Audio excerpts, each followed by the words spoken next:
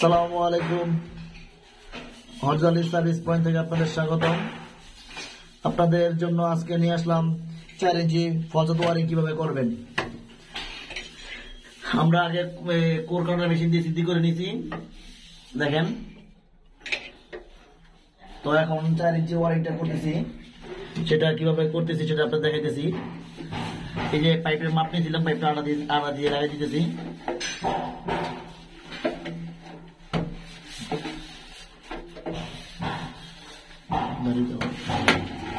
দেখেন এই যে লাগানো হইতেছে।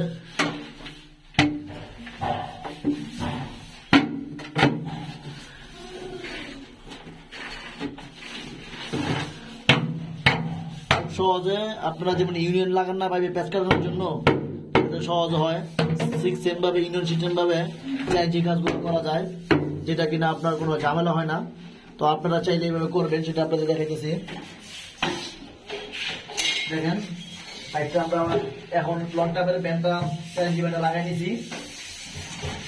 এখন আপনাদের এই পাশে লাগাবো। যদি আপনারা কাজটা করেন দুজন লোকে, তাহলে সুবিধা বেশি হয়।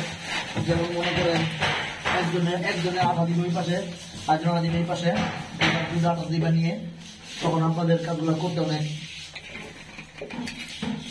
সুবিধা হয়। দেখেন আঠা দেওয়া হয়ে গেছে। এখন আমরা এই পাইপটা সেট করে দেব।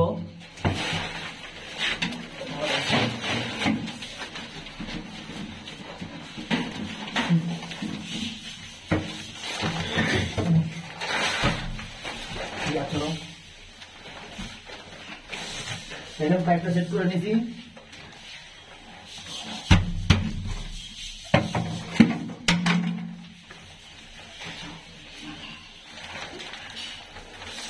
এখন এই ব্যান্ডটা সোজা করে লাগাই নিবেন, যাতে করে আপনার লন্ডারটা লাগাইতে সুবিধা হয়। এখন এই জায়গায় আঠা দিবেন, এই জায়গায় আঠা দিবেন, ঠিক সুন্দর করে এভাবে পয়েন্টারে লাগিয়ে দিবেন। দেখেন কি এটা সহজ হয়ে গেল 4 ইঞ্চি ফজত ওয়ারিং।